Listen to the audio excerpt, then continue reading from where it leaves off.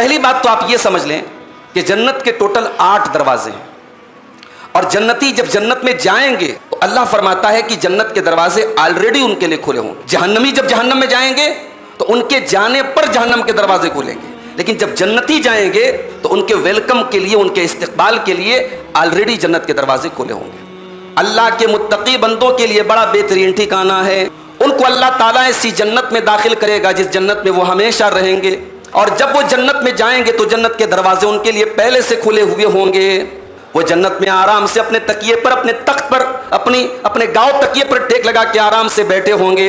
ان کو جو مشروب چاہیے، جو میوے چاہیے، جو کھانے پینے کی چیزیں چاہیے وہ طلب کریں گے، ان کے سامنے لا کے رکھ دی جائیں گی. جنتیوں کو اللہ تبارک و تعالیٰ ایسی جنتی حوریں عطا فرمائے گا جو نیچی نگاہوں والی ہوں گی، جن کی نگاہیں نیچی ہوں گی، جو شرمیلی ہوں گی، جو حیا والی ہوں گی، اطراب اور ان کی ہم عمر ہوں گی، ان کے برابر کی ہوں گی.